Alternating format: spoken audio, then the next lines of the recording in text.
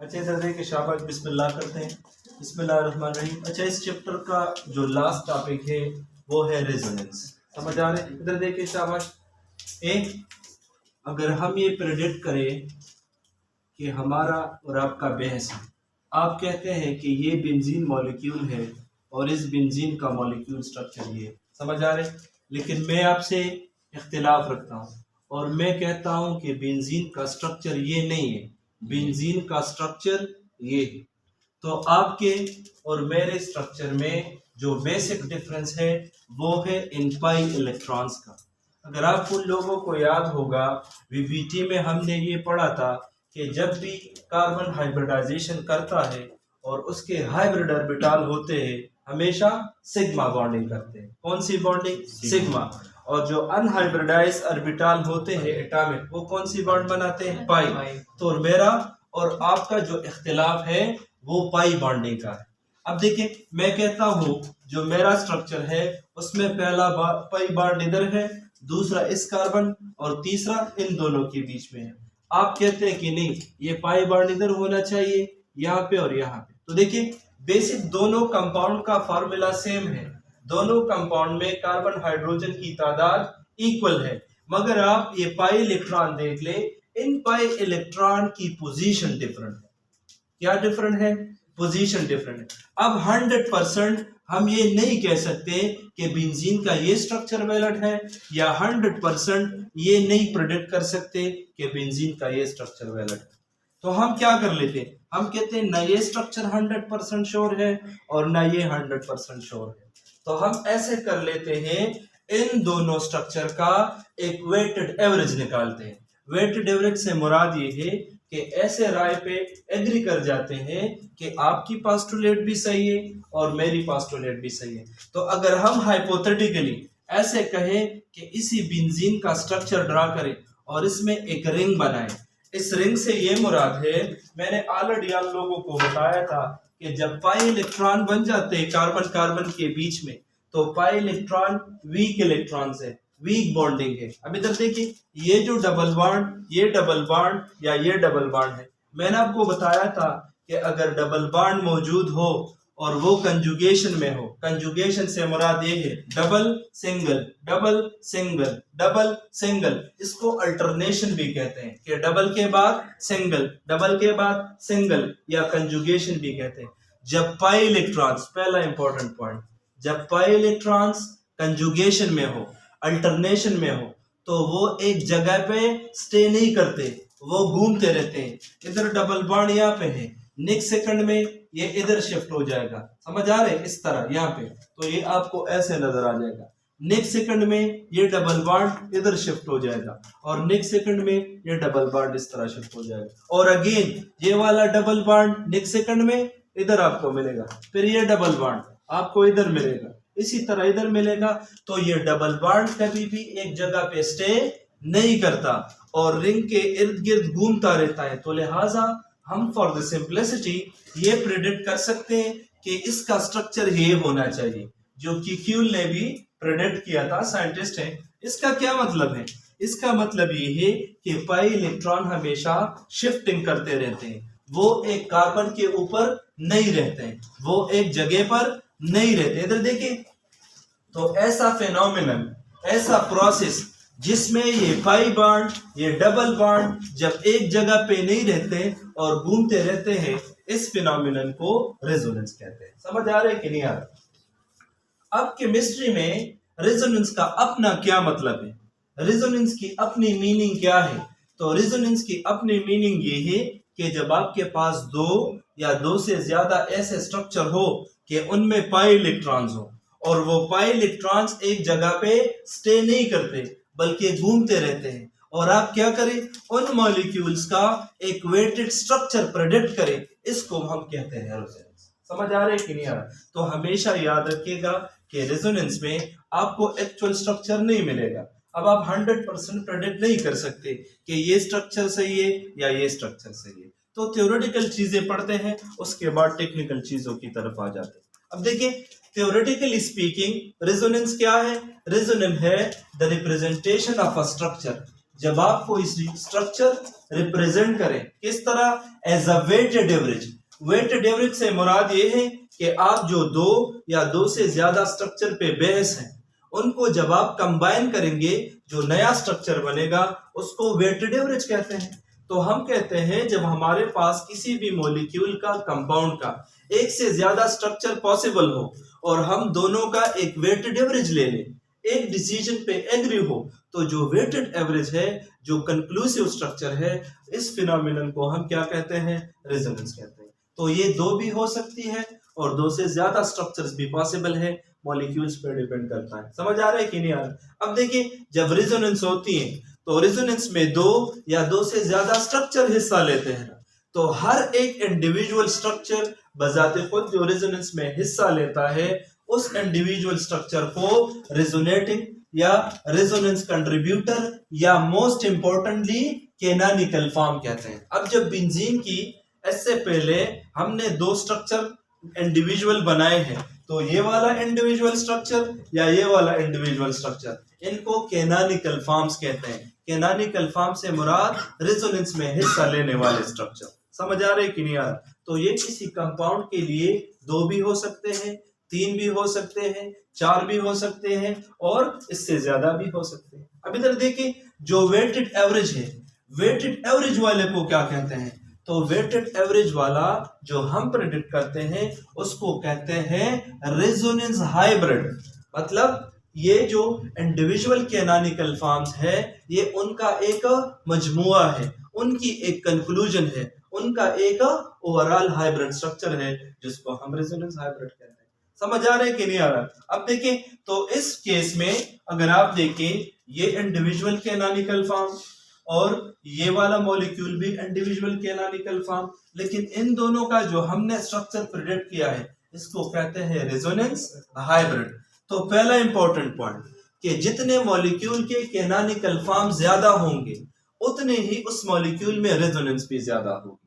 अब देखिए मैं ये सपोज करता हूं कि ये बेंजीन मॉलिक्यूल है, इसमें ये पाई इलेक्ट्रॉन कभी इन पोजीशन पे और कभी इन पोजीशन पे, तो दो स्ट्रक्चर पॉसिबल है ना। सपोज एक तीसरा मॉलिक्यूल है उसमें तीन कैनोनिकल फॉर्म है, एक और मॉलिक्यूल है उसमें चार कैनोनिकल फॉर्म है, तो जितने कैनोनिकल फॉर्म ज्यादा है तो ये पाई इलेक्ट्रॉन एक जगह पे नहीं रहते, घूमते रहते हैं। अब देखिए आप लोगों को मैंने हाइब्रिडाइजेशन में ये बताया था, जब आपके पास alkene carbon carbon double bond है और वो एक ही कार्बन कार्बन के बीच में पड़ा हुआ है, तो बाहर से आने वाला एटम आसानी के साथ इसके ऊपर अटैक कर सकता है। लेकिन अगर पाई बॉन्ड हो और वो शिफ्ट होता रहता है, कभी इधर और कभी इधर, अब कोई भी बाहर से आने वाला चार्ज आसानी के साथ इसके ऊपर अटैक नहीं कर सकता। तो जिन मॉलिक्यूल में रेजोनेंस होगी उनके पाई इलेक्ट्रॉन एक जगह पे नहीं रहेंगे, तो लिहाजा बाहर से कोई भी इसके ऊपर अटैक नहीं करेगा।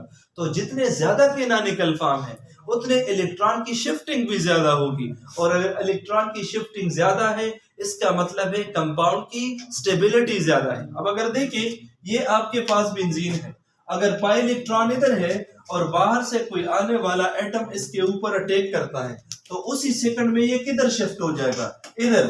और अगर यहाँ पे अब ये अटैक करेगा तो ये किधर शिफ्ट हो जाएगा, इधर। समझ आ रहा है कि नहीं आ रहा? तो ये जो पाई शिफ्टिंग है इसकी शिफ्टिंग की वजह से आपका मॉलिक्यूल ज्यादा स्टेबल होगा। तो पहला पॉइंट यही है कि रेजोनेंस कंपाउंड की स्टेबिलिटी को इंक्रीज करता है। नेक्स्ट पॉइंट, जो आपके पास रेजोनेंस की स्टेबिलिटी है वो कैनोनिकल फॉर्म्स पे डिपेंड करती है। अगर कैनोनिकल फॉर्म ज्यादा है इसका मतलब है कि कंपाउंड में रेजोनेंस ज्यादा है। तो अगर आपसे क्वेश्चन पूछा जाए कि आपके पास कंपाउंड्स हैं, कंपाउंड ए उसके कैनोनिकल फॉर्म 4 पॉसिबल है, कंपाउंड बी उसके 6 पॉसिबल है, कंपाउंड सी उसके 2 कैनोनिकल फॉर्म पॉसिबल है और कंपाउंड डी उसके 3 पॉसिबल है। Which of the following compound would be more stable? तो ऐसा कंपाउंड जिनके कैनोनिकल फॉर्म ज्यादा पॉसिबल है वो ज्यादा स्टेबल होगा। ज्यादा कैनोनिकल फॉर्म से मुराद उसके पाई इलेक्ट्रॉन 6 तरीकों से शिफ्ट होते रहते हैं,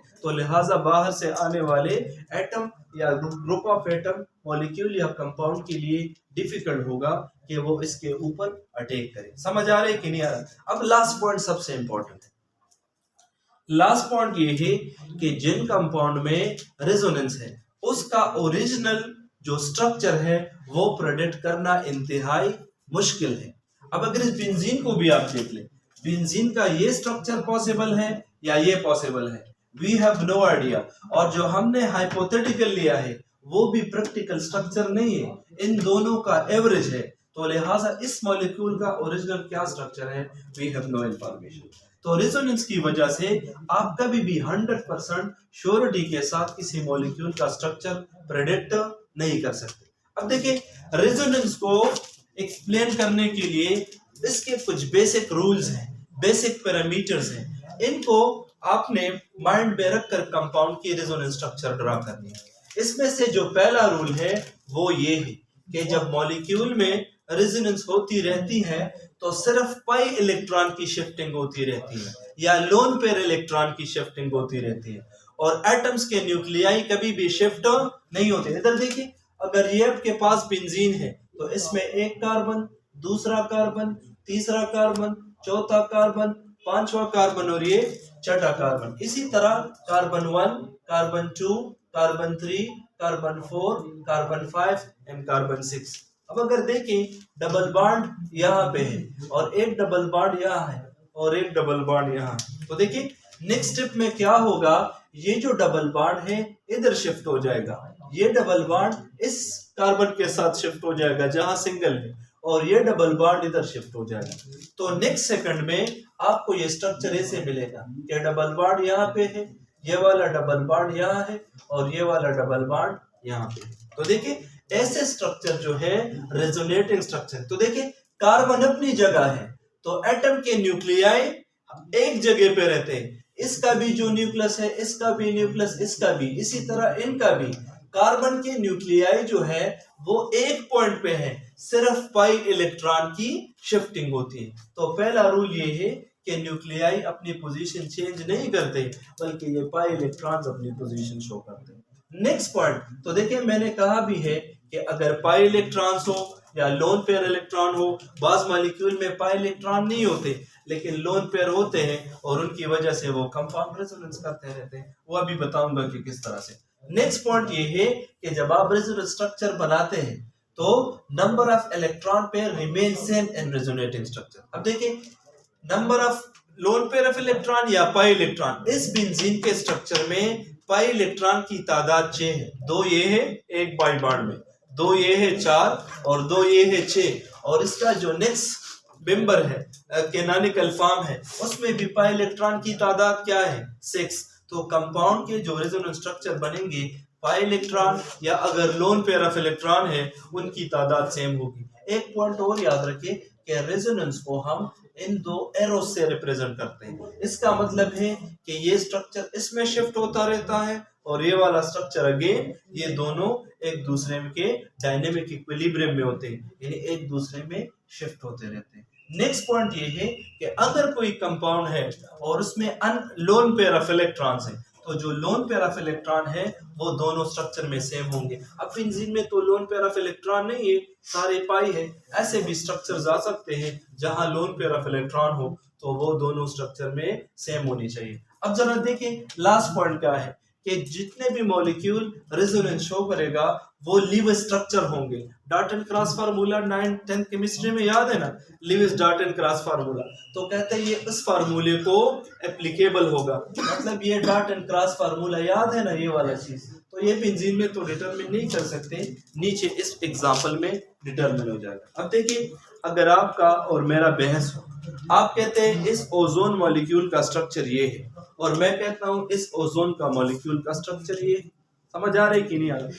आप कहते हैं कि नहीं यहाँ पे डबल बॉन्ड है और यहाँ पे सिंगल बॉन्ड है, और मैं कहता हूं नहीं यहाँ डबल बॉन्ड है और यहाँ सिंगल बॉन्ड है। समझ आ रहा है कि नहीं आ रहा? अब देखिए इस मॉलिक्यूल का ये स्ट्रक्चर भी पॉसिबल है और इस मॉलिक्यूल का ये स्ट्रक्चर भी पॉसिबल है, मगर ये भी एक इंडिविजुअल कैनोनिकल फॉर्म है और ये भी एक इंडिविजुअल कैनोनिकल फॉर्म है। अब इसमें रेजोनेंस कैसे होती है तो यहाँ देखें, किसी सेकंड में इन दोनों ऑक्सीजन के दरमियान डबल बॉन्ड है और उन दोनों के दरमियान सिंगल बॉन्ड है। तो ये तो पॉसिबल है कि ये वाला जो लोन पेयर ऑफ इलेक्ट्रॉन है वो इस ऑक्सीजन के साथ डबल बॉन्ड बनाए और अगेन ये जो अपने इलेक्ट्रॉन का जोड़ा है इसको वापस दे दे। तो देखिए अगर ये इसके साथ डबल बॉन्ड बनाएगा ऐसे आ जाएगा ना, और एक इलेक्ट्रॉन पेयर यहाँ पे इसकी कमी आ गई है, उसने डबल बॉन्ड बनाया है और यहाँ पहले डबल बॉन्ड है लेकिन इसने वो डबल बॉन्ड ब्रेकअप करके इसको वापस अपना पेयर दिया है। समझ आ रहा है कि नहीं आ रहा? नेक्स्ट सेकंड में क्या होगा, अगेन यहाँ पे डबल बॉन्ड वापस बन जाएगा ऐसे, और ये जो लोन पेयर ऑफ इलेक्ट्रॉन जो अभी बॉन्ड पेयर है ये ऑक्सीजन को दोबारा शिफ्ट करवाएगा। समझ आ रहा है कि नहीं आ रहा? तो ये प्रोसेस कंटिन्यू होता रहता है। अब देखिए ये जो मैंने पोस्टुलेट लगाए हैं ये इसका क्या मतलब है? इसका ये मतलब है कि दोनों स्ट्रक्चर में ओवरऑल जो इलेक्ट्रॉन पेयर है इनको काउंट करें, ये दोनों में इक्वल होंगे और उसके बाद लोन पेयर को काउंट करें तो लोन पेयर की तादाद ये और ये लोन पेयर है ना, तो ये दोनों में सेम है 1 2 3 4 5 6 और 1 2 3 4 5 6। समझ आ रहा है कि नहीं आ रहा कि ओवरऑल इलेक्ट्रॉन की पेयर या लोन पेयर ये दोनों स्ट्रक्चर में इक्वल होंगे और ये ऑब्वियस भी है। और देखिए इसका जो न्यूक्लियस है वो अगेन तीनों की तीनों सेम पोजीशन पे है, सिर्फ लोन पेयर ऑफ इलेक्ट्रॉन को या पाई इलेक्ट्रॉन को ये शिफ्ट करते रहते हैं। समझ आ रहा है कि नहीं आ रहा? और इस वजह से इन कंपाउंड की स्टेबिलिटी बढ़ती है। और देखिए ये जो लास्ट पॉइंट है कि कंपाउंड मस्ट बी लिव, तो लिव स्ट्रक्चर है ना, देखिए डॉट एंड क्रॉस फार्मूला। समझ आ रहा है? डॉट एंड क्रॉस फार्मूला समझ आ रहा है कि नहीं आ रहा? नेक्स्ट एग्जांपल देखिए। अब सपोज आपके पास ये एसीटेट आयन है, तो यहाँ पे लोन पेयर ऑफ इलेक्ट्रॉन है ना ऑक्सीजन के पास, तो अगर मैं और आप बहस करें, आप कहते हैं इस मॉलिक्यूल का ये स्ट्रक्चर पॉसिबल है और मैं कहता हूं इस मॉलिक्यूल का ये स्ट्रक्चर पॉसिबल है। अब देखिए दोनों पॉसिबल है। किस तरह से?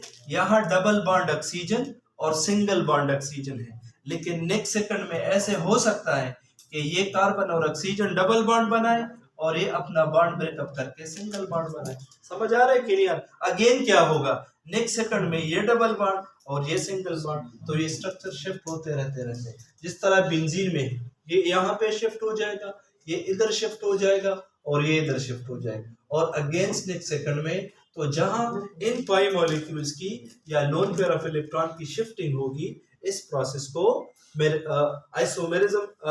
मेसोमेरिज्म या रेजोनेंस कहते हैं। रेजोनेंस का एक दूसरा नाम है मेसोमेरिज्म।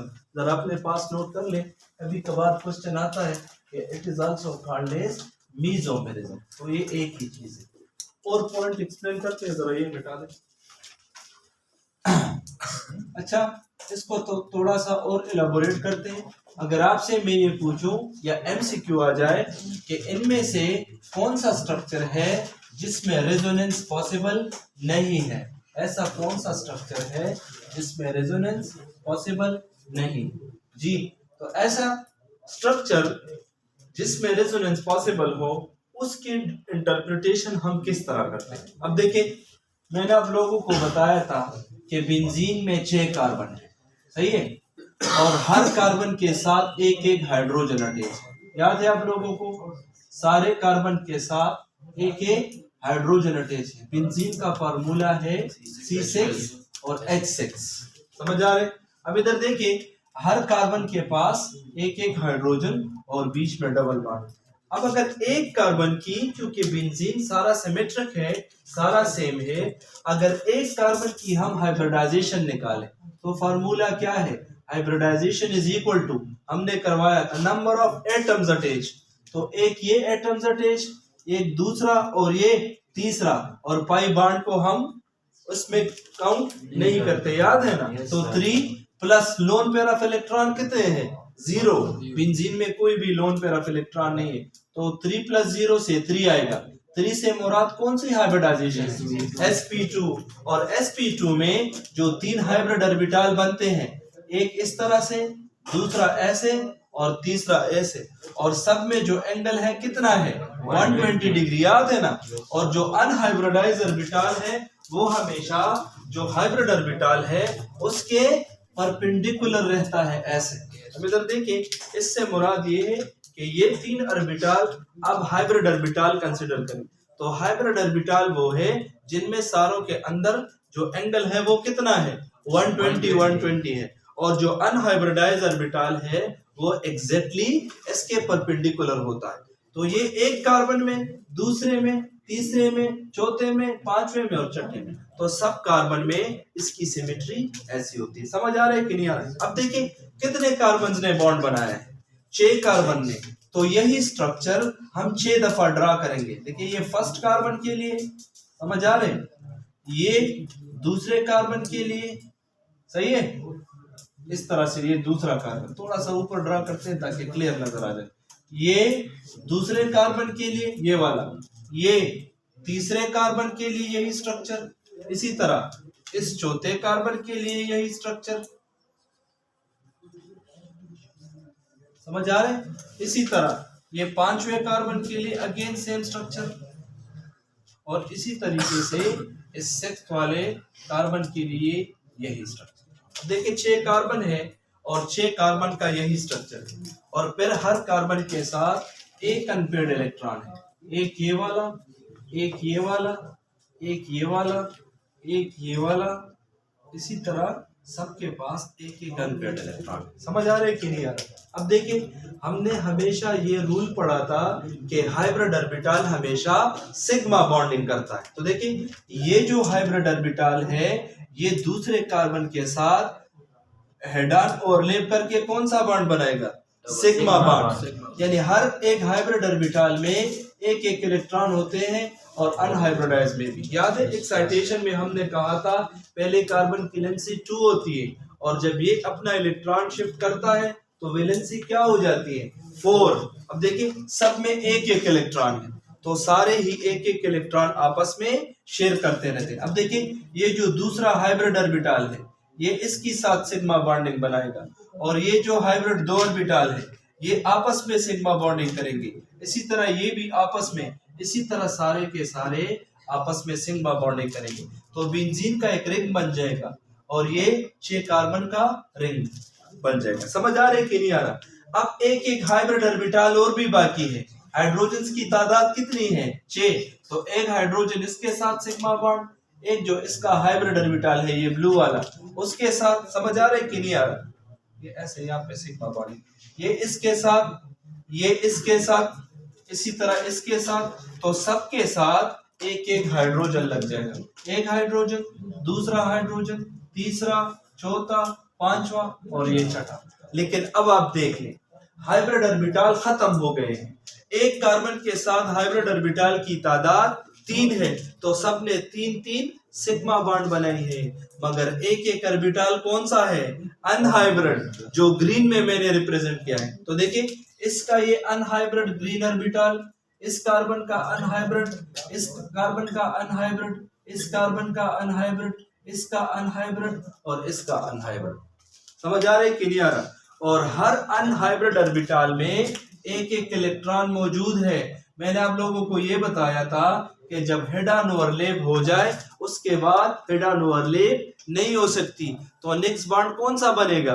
पाई बॉन्ड बनेगा। कौन सा ओवरलैप होगा? साइड वाइज ओवरलैप होगा, पैरेलल ओवरलैप होगा। अब देखिए तो ये बेंजीन क्या कर लेता है, इसका जो ये अनपेयर्ड इलेक्ट्रॉन है और दूसरे ऑर्बिटल का अनहाइब्रिडाइज है, ये आपस में शेयर करके कौन सा बॉन्ड बनाता है? Pi bond. अब देखिए इस कार्बन ने 4 बॉन्ड बनाए हैं, इसने भी 4 बनाए हैं। अब ये दोनों कार्बन आपस में साइड वाइज ओवरलैप करके पाई बॉन्ड बना लेते हैं, और इसी तरह ये दोनों कार्बन भी आपस में ओवरलैप करके पाई बॉन्डिंग करते हैं। तो इसी बेंजीन का स्ट्रक्चर कुछ ऐसे फिर हम प्रेडिक्ट करते हैं कि देखें पहले से सिग्मा बॉन्ड और हाइड्रोजन, अब इस कार्बन कार्बन का जो हाइब्रिड ऑर्बिटल है क्या बनाएगा? Pi bond. इन दोनों का जो अनहाइब्रिडाइज ऑर्बिटल है क्या बनाएगा? Pi bond. और इन दोनों का जो अनहाइब्रिडाइज है क्या बनाएगा? Pi bond. अब देखिए नेक्स्ट सेकंड में क्या होगा? नेक्स्ट सेकंड में ये होगा कि ये पाई बॉन्ड इधर शिफ्ट हो जाएगा इन दोनों के दरमियान, ये पाई बॉन्ड इधर शिफ्ट हो जाएगा इन दोनों के दरमियान, और ये पाई बॉन्ड इधर शिफ्ट हो जाएगा इन दोनों के दरमियान। समझ आ रहा है कि नहीं आ रहा? तो यही बेंजीन का स्ट्रक्चर जो नेक्स्ट सेकंड में आपको मिलेगा, आपको ऐसे मिलेगा कि ये पाई बॉन्ड इधर शिफ्ट हो जाएगा, ये वाला इधर शिफ्ट हो जाएगा और ये वाला इधर शिफ्ट हो जाएगा। तो मकसद ये है इन मॉलिक्यूल्स में रेजोनेंस सिर्फ इसमें इसलिए पॉसिबल है क्योंकि अनहाइब्रिड ऑर्बिटल हर कार्बन पे मौजूद है। जब हर कार्बन को अनहाइब्रिड ऑर्बिटल हो तो वो इलेक्ट्रॉन्स को शिफ्ट करते रहते हैं और ये शिफ्ट कर सकते हैं। मगर इस स्ट्रक्चर में देखें, अनहाइब्रिडाइज्ड ऑर्बिटल एक यहाँ पे है, एक यहाँ पे है, एक यहाँ पे है और एक यहाँ पे है, मगर इन दोनों कार्बन पे अनहाइब्रिड ऑर्बिटल्स नहीं है। तो लिहाजा ये मॉलिक्यूल यहाँ इलेक्ट्रॉन किसको डोनेट करेगा? कोई खाली ऑर्बिटल ही नहीं है। इस स्ट्रक्चर में देख लें, इधर पाई और ये अनहाइब्रिड ऑर्बिटल है, मगर साइड वाले कार्बन के साथ कोई अनहाइब्रिड ऑर्बिटल ही नहीं है। यहाँ मतलब ये है कि ऑलरेडी दो हाइड्रोजन अटैच है, यहाँ भी ऑलरेडी दो हाइड्रोजन अटैच है, तो सारे के सारे बॉन्ड्स सिग्मा है, इधर भी सारे के सारे बॉन्ड सिग्मा है, कोई खाली ऑर्बिटल ही नहीं है, कोई अनहाइब्रिड ऑर्बिटल ही नहीं। अब इस स्ट्रक्चर में देख ले, यहाँ पे एक हाइड्रोजन हाइड्रोजन है, यहाँ पे होते हैं दो हाइड्रोजन, इधर भी होते हैं दो हाइड्रोजन, यहाँ भी है दो हाइड्रोजन और यहाँ भी है दो हाइड्रोजन। तो देखिए यहाँ पे डबल बॉन्ड है, मतलब यहाँ भी ये पाई इलेक्ट्रॉन्स और यहाँ भी है, मगर देखिए इस कार्बन पे कोई भी अनहाइब्रिड ऑर्बिटल नहीं है, सारे के सारे बॉन्ड सिग्मा है, यहाँ भी और यहाँ भी। तो ये जो पाई इलेक्ट्रॉन है ये इसी जगह पे खड़े रहते हैं और शिफ्ट नहीं होते। तो जब शिफ्ट नहीं होते, इस मॉलिक्यूल में रेजोनेंस नहीं है। इस मॉलिक्यूल में भी ये डबल बॉन्ड शिफ्ट नहीं होते, एक ही जगह पे रहते हैं, तो लिहाजा इस मॉलिक्यूल में भी रेजोनेंस नहीं है। और इस मॉलिक्यूल में भी ये शिफ्ट नहीं हो सकते, ये इधर शिफ्ट नहीं हो सकते और ये इधर शिफ्ट नहीं हो सकते, तो इसमें भी रेजोनेंस नहीं है। मगर इस मॉलिक्यूल में हर कार्बन पे अनहाइब्रिडाइज्ड इलेक्ट्रॉन है, तो लिहाजा इस मॉलिक्यूल में इलेक्ट्रॉन की शिफ्टिंग होती रहती है। अगर आपसे कोई ये क्वेश्चन करे कि ये एक मॉलिक्यूल है और ये सपोज अल्कीन मॉलिक्यूल है और इस अल्कीन मॉलिक्यूल के पास ऐसे इलेक्ट्रॉन, दूसरा अल्कीन मॉलिक्यूल है और इसके पास ऐसा इलेक्ट्रॉन है, तीसरा अल्कीन मॉलिक्यूल है और इसके पास इलेक्ट्रॉन ऐसे हैं, और चौथा अल्कीन मॉलिक्यूल है उसके पास इलेक्ट्रॉन ऐसे हैं। इनमें से ऐसा कौन सा मॉलिक्यूल है जिसमें रेजोनेंस पॉसिबल है, या ऐसा कौन सा मॉलिक्यूल है जिसमें रेजोनेंस पॉसिबल नहीं है? तो पॉइंट नंबर 1, ऐसा मॉलिक्यूल जिसमें अल्टरनेट डबल और सिंगल बॉन्ड हो, उसमें शिफ्टिंग हो सकती है, तो ऐसे मॉलिक्यूल में रेजोनेंस पॉसिबल है। अब इधर देखिए, जहां पे भी डबल बॉन्ड हो वो कार्बन कौन सा हाइब्रिडाइज होता है? sp2 हाइब्रिडाइज होता है। तो देखिए इसका जो कार्बन है वो sp2 हाइब्रिडाइज है, इसका जो कार्बन है वो भी sp2 हाइब्रिडाइज है, तो हमेशा एक ऑर्बिटल अनहाइब्रिड होगा, यहाँ भी अनहाइब्रिड ऑर्बिटल और यहाँ भी अनहाइब्रिड ऑर्बिटल। और अभी हमने बेंजीन में पढ़ा कि जहां भी अनहाइब्रिड ऑर्बिटल होगा उधर शिफ्टिंग पॉसिबल है। तो देखिए इस मॉलिक्यूल में शिफ्टिंग पॉसिबल है, इन दोनों के दरमियान पाई बॉन्ड है ना, ये वाला पहला सिग्मा और फिर पाई, और इनके दरमियान भी है पाई बॉन्ड। तो नेक्स्ट सेकंड में ऐसा हो सकता है कि ये डबल बॉन्ड इधर शिफ्ट हो और ये डबल बॉन्ड इधर शिफ्ट हो, तो ऊपर वाला कंपाउंड ऐसे आपको नजर आएगा, तो इसमें रेजोनेंस पॉसिबल है। लेकिन इस मॉलिक्यूल में ये इलेक्ट्रॉन तो आप इधर शिफ्ट कर लेंगे, लेकिन यहाँ पे कोई भी खाली ऑर्बिटल नहीं है, ये sp3 हाइब्रिडाइज है, तो लिहाजा यहाँ पे इसकी शिफ्टिंग नहीं होगी। इसी तरह इस मॉलिक्यूल में ये इलेक्ट्रॉन आप इधर शिफ्ट कर सकते हैं, बिल्कुल ये आप इधर शिफ्ट कर सकते हैं और ये आप इधर शिफ्ट कर सकते हैं, तो नेक्स्ट सेकंड में ये स्ट्रक्चर ऐसे मिलेगा। ये पाई बॉन्ड जब यहाँ शिफ्ट हो जाएगा, ये पाई बॉन्ड इधर शिफ्ट हो जाएगा और इधर लोन पेयर ऑफ इलेक्ट्रॉन आ जाएगा। नेक्स्ट सेकंड में क्या होगा, ये दोबारा इधर शिफ्ट हो जाएगा, ये दोबारा इधर शिफ्ट हो जाएगा और ये दोबारा इधर शिफ्ट हो जाएगा, तो अपना वाला जो स्ट्रक्चर है वो रीजनरेट हो जाएगा। इस मॉलिक्यूल में ये अब तब ये पाई बॉन्ड शिफ्ट कर सकता है अगर कंसेक्यूटिव डबल बॉन्ड हो, लेकिन यहाँ पे कंसेक्यूटिव डबल बॉन्ड तो नहीं है ना इसकी तरह कि double single double single double, इस तरह डबल सिंगल डबल। तो ये ट्रिक याद रखें कि अगर डबल सिंगल हो उसमें रेजोनेंस पॉसिबल है। अब यहाँ देखें डबल सिंगल, अब डबल होना चाहिए मगर डबल नहीं है, तो लिहाजा इस मॉलिक्यूल में रेजोनेंस नहीं है। इसी तरह इस मॉलिक्यूल में भी रेजोनेंस नहीं है और इन दो मॉलिक्यूल में से रेजोनेंस पॉसिबल है। समझ आ रहे? अब एक और इसको थोड़ा सा इलाबोरेट करते, बस ये लेक्चर खत्म हो जाए, आपको क्लियर समझ आ रहा है। इधर देखिए शाबाश, ये अल्कीन का मॉलिक्यूल है और इसका फार्मूला है CH2CH और इसके बाद CH और CH2, ऐसे है ये। और अगर इसको हम स्ट्रेट ड्रा करें तो CH2 और CH again CH and CH2, सही है, ऐसे कह सकते हैं। अब देखिए ये अल्कीन है और अल्कीन में हर कार्बन sp2 हाइब्रिडाइज है, ये जो अभी स्ट्रक्चर हमने ड्रा किया है। तो sp2 हाइब्रिडाइजेशन तब होती है जब कार्बन के पास 3 हाइब्रिडाइज इलेक्ट्रॉन हो और एक अनहाइब्रिड हो। तो ये 3 हाइब्रिडाइज इलेक्ट्रॉन है और ये वो है जो अनहाइब्रिडाइज है, इसमें भी एक इलेक्ट्रॉन, इसमें भी एक इलेक्ट्रॉन, इसमें भी एक इलेक्ट्रॉन। अब इसके साथ जो मौजूदा कार्बन है उसके पास भी हाइब्रिडाइज 3 ऑर्बिटल है, 1 2 और ये तीसरा, समझ आ रहे? और अगेन इसके पास भी अनहाइब्रिड ऑर्बिटल सिर्फ 1 अवेलेबल है। नेक्स्ट अगर आप देख ले, ये जो कार्बन है अगेन इसकी भी यही हाइब्रिडाइजेशन है और एक जो ऑर्बिटल है इसका वो अनहाइब्रिड है।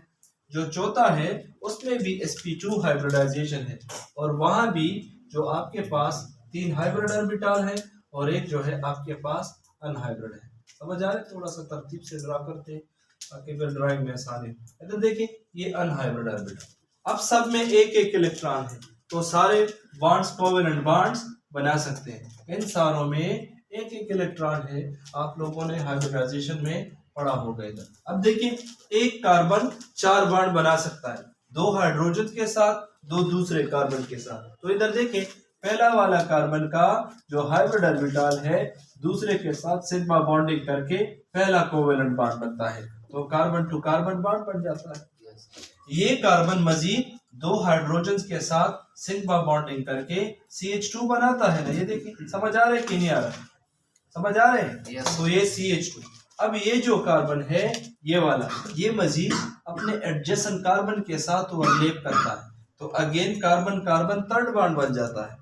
अब ये एक हाइड्रोजन के साथ सिग्मा बॉन्डिंग करता है, तो ये बन जाता है, सॉरी ये दूसरा कार्बन है, ये बन जाता है ये वाला, इसका तो हमने नहीं किया था, ये बन जाएगा CH और ये C।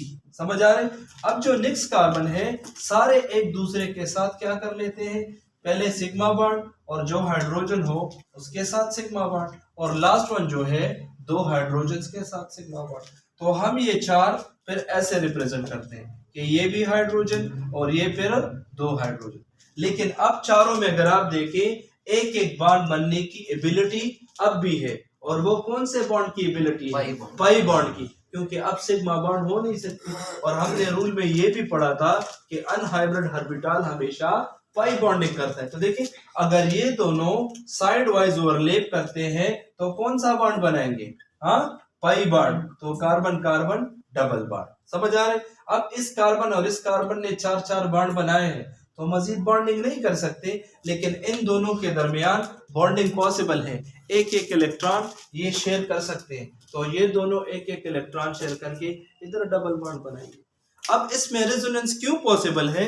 क्योंकि नेक्स्ट सेकंड में ये जो डबल बॉन्ड होगा इधर शिफ्ट हो जाएगा और ये एज अ नेगेटिव चार्ज इधर शिफ्ट हो जाएगा, फिर नेक्स्ट सेकंड में अगेन ये यहाँ पे शिफ्ट हो जाएगा और ये अगेन यहाँ पे शिफ्ट हो जाएगा। लेकिन इसके बजाय अगर आपको ऐसा स्ट्रक्चर दिया जाए कि इस स्ट्रक्चर में क्यों रेजोनेंस पॉसिबल नहीं, तो देखिए ये पहला कार्बन है, इसको हम ऐसे लिखते हैं CH3 और ये जो कार्बन है CH और डबल बॉन्ड CH और ये CH3, तो दरमियान वाला जो कार्बन है वो sp2 हाइब्रिडाइज है, ये इसका एक कार्बन, सही है ना, ये दूसरा कार्बन और ये वाला तीसरा कार्बन, और इसी तरह इसका भी sp2 हाइब्रिडाइज है, एक कार्बन दूसरा कार्बन और तीसरा कार्बन।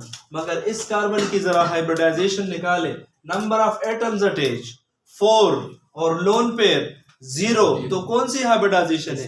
sp3 है। देखिए ये कार्बन एज अ CH3 है, ऐसे CH3 और अगेन C, यानी ये कार्बन इस कार्बन के साथ भी कनेक्टेड है और 3 हाइड्रोजन के साथ भी। तो हाइब्रिडाइजेशन कैसे निकाले? Number of atoms attached 4 और लोन पेयर 0, जवाब आता है 4, तो कौन सी हाइब्रिडाइजेशन sp3। तो इसका मतलब है कि यहाँ पे कोई भी अनहाइब्रिड ऑर्बिटल मौजूद नहीं है और सारे के सारे जो ऑर्बिटल है वो हाइब्रिड ऑर्बिटल है। और टेट्राहेड्रल ज्योमेट्री बनाते याद है ना, हाइब्रिडाइजेशन में सारी चीजें करवाई है। और राइट साइड पे भी इसी तरीके का एक कार्बन है, तो यहाँ पे कोई इनकी तरह अनहाइब्रिड ऑर्बिटल अवेलेबल नहीं है। इन दो कार्बन के साथ तो अनहाइब्रिड ऑर्बिटल है, मगर साइड पे ऐसा अनहाइब्रिड ऑर्बिटल नहीं है कि ये पाई बॉन्ड उधर शिफ्ट करे या इस पाई बॉन्ड को इधर शिफ्ट किया जाए, इसलिए ये कंपाउंड रेजोनेंस नहीं करता। तो किस तरह से, ऐसे देखिए, अगर पहला कार्बन दूसरे कार्बन के साथ अपने हाइब्रिड ऑर्बिटल शेयर करेगा तो carbon to carbon single bond बन जाएगा। अब ये कार्बन मजीद दूसरे हाइड्रोजन के साथ बॉन्ड बनाएगा तो CH बनाएगा, ये भी एक हाइड्रोजन के साथ बनाएगा, CH बॉन्ड बनाएगा। ये कार्बन इस कार्बन के साथ, ये जो हाइब्रिडाइज कार्बन है उसके साथ सिग्मा बॉन्ड, और वो फिर मजीद 3 हाइड्रोजन के साथ सिग्मा बॉन्ड। इसी तरह ये इस कार्बन के साथ सिग्मा बॉन्ड और वो फिर अपने 3 हाइड्रोजन के साथ सिग्मा बॉन्ड। अब जो एक पाई अनहाइब्रिडाइज ऑर्बिटल है तो वो पाई बॉन्ड तो बना लेते हैं, मगर इनको कहाँ शिफ्ट करें, समझ आ गया कि नहीं। तो इसलिए जो नॉन कंजुगेटेड मॉलिक्यूल हो उनमें रेजोनेंस पॉसिबल नहीं है। ओवरऑल इसके साथ ये लेक्चर खत्म हो जाता है। Any question?